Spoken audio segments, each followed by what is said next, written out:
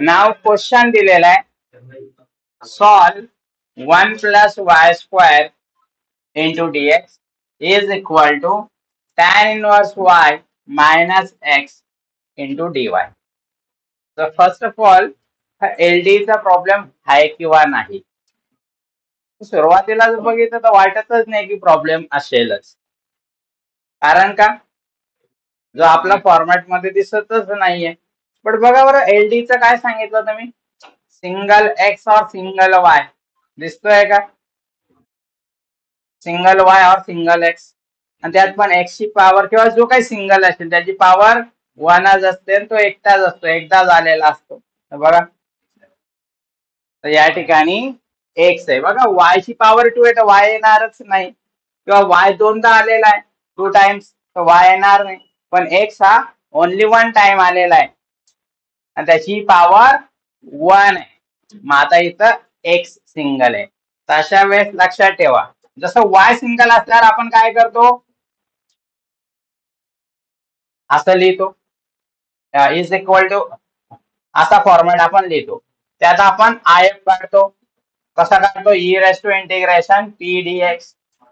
त्यानंतर जीएस आपण कसं घेतो, y I F is equal to integration Q I F D X plus C. आता लक्षात घ्या, जर सिंगल एक्स असेल तर टोटल प्रोसेस कशी येईल, आता लक्षात घ्या, डी म्हणजे एक्स जागेवर वाय येईल, वाय जागेवर एक्स येईल, एवढंच. dx upon dy plus capital P X is equal to capital Q. हा, एक्स पी काय राहील, एक्स सोडून जे काय. आय एफ कसं येईल, e raise to integration P D Y, आणि जीएस काढताना x I F is equal to integration Q I F D Y plus C. म्हणजे एक्स जागेवर वाय, वायच्या जागेवर एक्स येईल, हा त्याचा मिनिंग आहे. म्हणजे आता आपल्याला जे काय इक्वेशन आहे ते या फॉर्मॅट मध्ये आणायचंय. तर आपण सुरुवातीला गिव्हन लिहून घेऊ. 1 plus y square dx is equal to tan inverse y minus x D Y.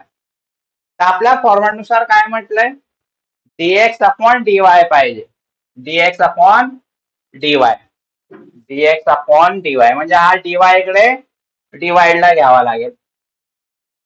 1 plus y square dx upon dy is equal to tan inverse y minus x. ठीक आहे.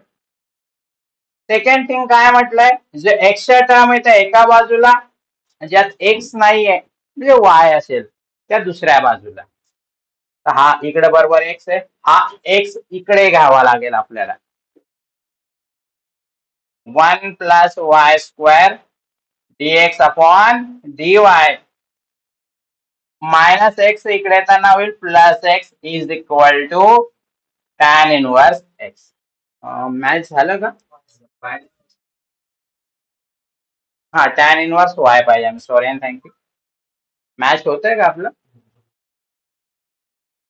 एक्सच्या टर्म एका बाजूला आल्या, वाय दुसऱ्या बाजूला, अजून एक काहीतरी राहिला, हा त्याचा कोएफिशियंट 1 पाहिजे. पण इथं काय आहे, 1 प्लस वाय स्क्वेअर आहे, मग काय करणार, डिवायडिंग बोथ साइड्स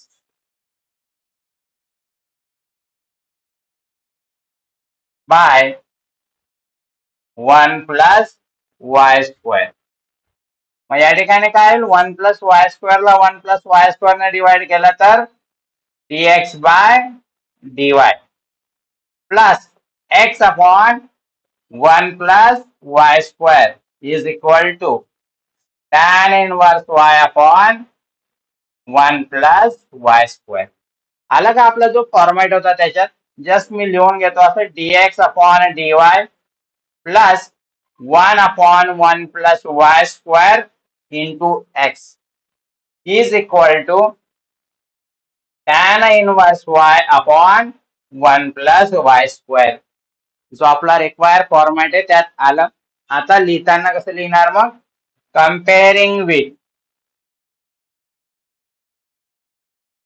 कशासोबत कम्पेअर करणार? dx upon dy plus capital Px is equal to capital Q. We get capital P म्हणजेच एक्स सोडून जे काय असेल ते, म्हणजे 1/1 plus y square and Q म्हणजेच राईट हँड साइडला जे असेल ते tan inverse y upon 1 plus y square. P आणि Q मिळाला. याच्यानंतर आपण काय कॅल्क्युलेट करतो? IF. IF म्हणजेच integrating factor. So IF is equal to कसं येईल? e raised to integration P dy. आणि आता आपल्याला इंटिग्रेशन घ्यायचंय. So e raised to integration P काय? 1/1 प्लस वाय स्क्वेअर dy. कसला डेरिव्हेटिव्ह, सॉरी, इंटिग्रेशन काय आहे? आपल्याला माहित आहे integration 1/1 plus x square dx. काय तर त्याचा answer tan inverse x plus C. इथं एक्स जागेवर वाय दिलंय, म्हणजे e raise to tan inverse y. That is the IF. Next step is the general solution. Integration बघूया येतंय की नाही. जनरल सोल्युशन is given as काय? XIF is equal to integration QIF dy plus C. Now x into e raised to tan inverse y, IF ची value घेतली, is equal to Q integration Q काय या ठिकाणी? tan inverse y upon 1 plus y square e raised to tan inverse y dy plus C. Integration कसं solve करणार? Suppose जर थोडं simplify करतो, e raised to tan inverse y into tan inverse y into 1/1 plus y square dy plus C. काय आठवलं? काय करता येईल?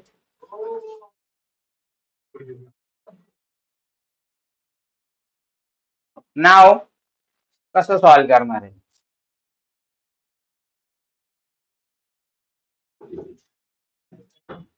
इंटिग्रेशन कसं सॉल्व करणार सांगा? 11-12 ला झालं तुमचं integration.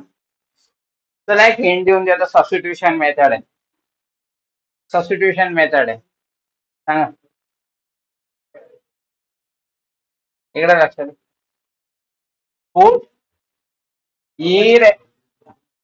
put tan inverse y is equal to T.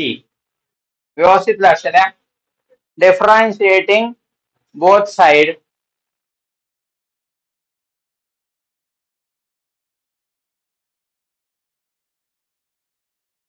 tan inverse y चा डेरिव्हेटिव्ह काय येईल? 1/1 प्लस वाय स्क्वेअर. आणि कंपल्सरी मी काय लिहायला सांगितलं? dy is equal to dt. तुम्ही 11-12 ला असं केलं असेल त्या ठिकाणी की y differentiating both side with respect to y केलं असेल किंवा differentiating both side with respect to t केलं असेल, ते दोघे करायचं नाहीये. सिंपल कधी लक्षात ठेवायचं, पुढे तुम्हाला इंजिनिअरिंग मध्ये याच वेळेने राहील. काय करायचं? tan इनवर्स y आहे ना, तो y ने डिफरन्शिएट करा. याचा डेरिव्हेटिव्ह काय येईल? 1/1 प्लस वाय स्क्वेअर. आणि कंपल्सरी पुढे लिहा dy is equal to dt. बघा बरं क्वेश्चन मध्ये आहे का 1/1 + y² येस आहे. So putting above values in equation 1.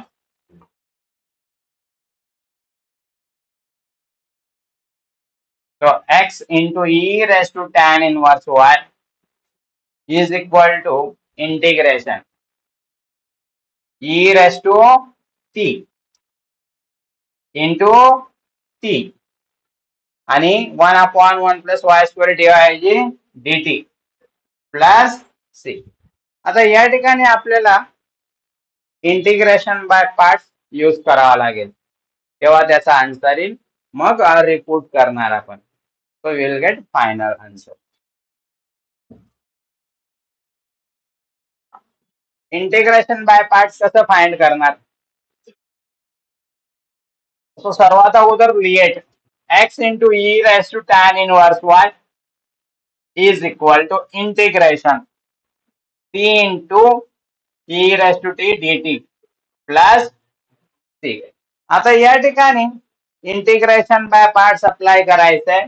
तर लक्षात घ्या, काही जण म्हणतील सर ते 12 स्टँडर्डचा तो पण अप्लाय केला चालेल, कारण टी ची पॉवर 1 आहे तर, पण ते आपण अप्लाय करतच नाही. तर आपण काय करणार, हा टी जो आहे तो अल्जेब्रिक आहे आणि हा एक्सपोनेन्शियल आहे. इथं आपण लिहिणार टी, इथं लिहिणार ई रेस टू टी. पहिली स्टेप काय सांगितले, याला ऍज इट इज कॉपी करा. नंतर डेरिव्हेटिव्ह घ्यायला स्टार्ट करा. डेरिव्हेटिव्ह घ्यायचा आता याचा विथ रिस्पेक्ट टू टी. काय येईल तो डेरिव्हेटिव्ह? 1. आणि आता 1 चा डेरिव्हेटिव्ह 0, म्हणजे स्टॉप करायचं त्या ठिकाणी. सिमिलरली आता या ठिकाणी ई रेस टू टी चं इंटिग्रेशन डायरेक्टली घ्यायला सुरुवात करा. So that is e raise to T. So e raise to T, परत याचं इंटिग्रेशन घ्या ई रेस टू टी चं. काय येईल त्या ठिकाणी? ई रेस टू टी येईल.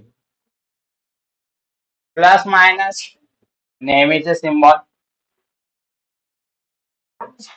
आता इकडे लक्ष द्या. आता इथं आन्सर कसं येईल, x into e raised to tan inverse y is equal to plus into plus into plus, that is a plus t into e raised to t, minus into plus into minus काय येईल, minus 1 into e raised to t, e raised to t plus t. आता दोघांमध्ये e raised to t common आहे, तर आपण common घेऊ शकतो e raised to t into t minus 1 plus c. आणि शेवटी रिपूट. काय रिपूट करणार, t is equal to tan inverse y. So finally x into e raised to tan inverse y is equal to e raised to t. t च्या जागेवर tan inverse y into tan च्या जागेवर tan inverse y minus 1 plus c, which is required general solution. So आपल्याला finally answer मिळालं या ठिकाणी. या ठिकाणी सबस्टिट्यूशन पण होतं आणि सोबतच त्या ठिकाणी इंटिग्रेशन बाय पार्ट्स पण फाइंड करायचं होतं. Now the next question.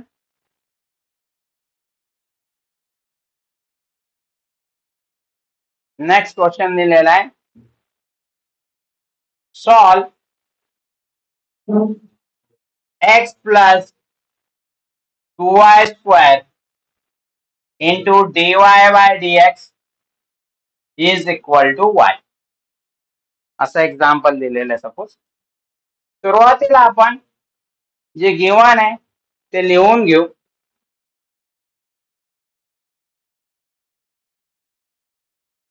x plus 2y² dy by dx is equal to y. First of all सांगा बरं, यात सिंगल एक्स आहे की single Y? Shantanu, single Y आहे का? Very good.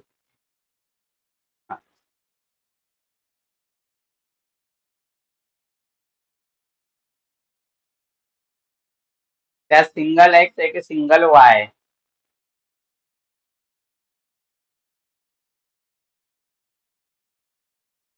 सिंगलचा मिनिंग काय सांगितलं होतं मी? तो त्याची पॉवर 1च असते आणि तो एकदा झालेला असतो. आता इथं एक्स हा 1 टाइम आलेला आहे, वाय येणार त्याची पॉवर 2 आहे ना, आणि 2 टाइम्स पण आलेला आहे. So remember that point. माझ्या केसमध्ये कसं पाहिजे ते? X plus 2y² is equal to, आता व्यवस्थित लक्ष द्या, सिंगल एक्स असेल तर ते कसं पाहिजे? dx upon dy plus capital P X is equal to Q, म्हणजे dx अपॉन dy पाहिजे. मग इथं आहे dy बाय dx, मग काय करणार? त्या साईडला शिफ्ट करा, तर काय होईल? हा dx अपॉन dy. ठीक आहे. सो याला मी आता असं लिहून घेतो, y dx upon dy is equal to x plus 2y². Now पुढची स्टेप काय होती? सर्व एक्स टर्म एका बाजूला पाहिजे, ज्यात ज्यात एक्स त्या टर्म एका बाजूला पाहिजे. मग हा मायनस प्लस एक्स इकडे येताना minus x is equal to इकडे काय होईल? 2y². अजून dx बाय dy च्या पुढे सिम्पली 1 पाहिजे, काहीच नको. मग इथं y, so dividing both sides by y. मग या ठिकाणी काय येईल? dx upon dy minus x upon y is equal to 2y² upon y. इथं काय होईल? This and this get cancel, एक y कॅन्सल होईल. याला मी असं लिहितो, dx upon dy minus 1 upon y into x is equal to 2y. आता याला आपण कम्पेअर करणार, comparing with dx upon dy plus capital P x is equal to capital Q. We get capital P चा answer काय आहे? Minus 1 upon y, आणि Q चा answer 2y. आता या ठिकाणी पुढची स्टेप काय राहील? मग इंटिग्रेटिंग फॅक्टर आपल्याला फाइंड करायचा आहे. IF is equal to e raise to integration pdy is equal to e raised to integration minus 1 upon y dy is equal to e raised to a minus बाहेर integration 1 upon y dy. 1 upon y चे integration काय येईल? log y येईल त्या ठिकाणी. नाव या ठिकाणी integration आपल्याला फाइंड करायचं आहे, तर या ठिकाणी येईल e raised to मायनस, आणि याचं इंटिग्रेशन येईल log y. तुम्हाला सांगितलेलं होतं, डिनॉमिनेटरचा डेरिव्हेटिव्ह न्यूमरेटरला जर प्रेझेंट असेल तर त्याचा आन्सर काय येतं? Log of denominator. या ठिकाणी मॉड घेतलाय. आता इथं काय होतं? y चा derivative with respect to y, that is the 1. क्या तुम्ही म्हणाल सर स्टँडर्ड फॉर्म्युला आहे ना 1 अपॉन x चा, तर तो स्टँडर्ड फॉर्म्युला आहे, तुम्ही यूज करू शकता. Now in next step e raise to log y raise to -1. कुठून आला -1? ही मायनस साइन आपण पॉवरला घेतली. का पॉवरला घेतली? इथं आपण रूल यूज केलाय, n into log m is equal to log m raise to n. आता काय होईल नेक्स्ट स्टेप मध्ये? काय होईल नेक्स्ट स्टेप मध्ये?